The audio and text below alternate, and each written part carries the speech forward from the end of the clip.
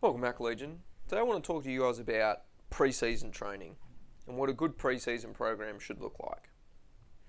First, we've got to define what pre-season training is. So to us, pre-season is similar to the in-season phase, but with no competition. So there should be some sport-specific training. In fact, the majority of training should come from sport-specific training. So this is skill work, drills, maybe even some kind of match simulation and potential match scenario type work. So pre-season should consist of a large part of this work.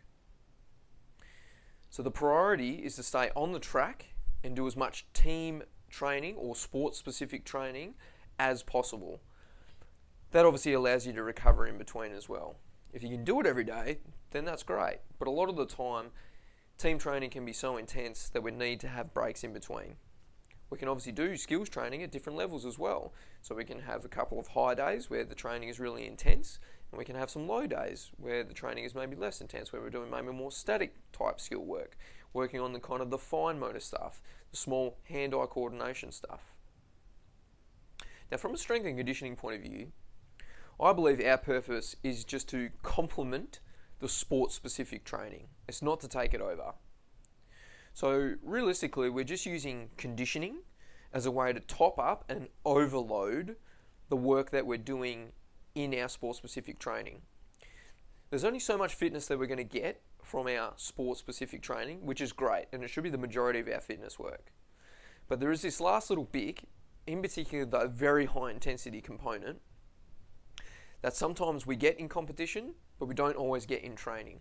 So we try and add this towards the back end of a training session. Very rarely do we start our session with conditioning, create a fatigue state, and then go into sport-specific skills. This can obviously happen on some occasions, but ideally, what we want to do is we actually want to work on our skills as fresh as possible. That's how we're going to develop those fine and coordinated motor skills, is when we're in a fresh state. I mean, you can see it yourself. Go and get yourself tired and try and perform a skill. You know you are worse when you are tired compared to when you are fresh. So the only way your skills are actually going to improve is with very little fatigue. Now, at some point, we obviously do need to add a little bit of fatigue in, but it shouldn't be when we're trying to improve our skills.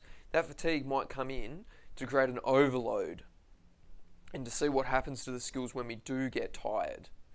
But if you've got a better threshold, if your skill work is so good when you're fresh, there is still going to be an element that lasts while you're fatigued. Whereas if your skill work is terrible when you're fresh, it's not going to get any better. It's going to get much worse when you're tired. So this is an important part. Strength is obviously another really big part to the pre-season phase. But what we're trying to work on really is relative strength. So if we think about absolute strength is what is the most amount of weight you can lift? Relative strength is what is the weight that you can lift in proportion to your own body weight. So someone who can lift 200 kilos but weighs 150, they are 1.25 times their body weight. That's what they've lifted. They've lifted 1.25 times their body weight. As opposed to a guy who might lift 150 kilos but is only 75 kilos. That is 2 times his body weight. So from a relative perspective, he's much stronger than the first guy who potentially lifted 200 at 150.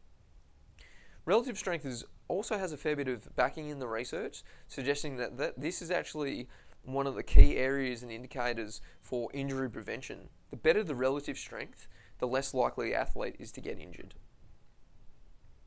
We're also trying to use exercises that have the best transfer. We've got to be careful with the term sport-specific skill work in the gym. To us, we really believe that your best sport-specific stuff is on the field, training, doing the actual sport.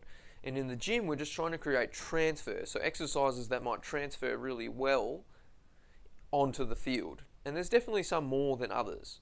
And it depends on what phase of training we're doing. So we might go a lot less transfer in the off-season, where it's quite general, and then slowly build the specificity of those exercises and increase the transfer as we're getting closer to the season. Now, during the pre-season phase, it's okay to be quite sore.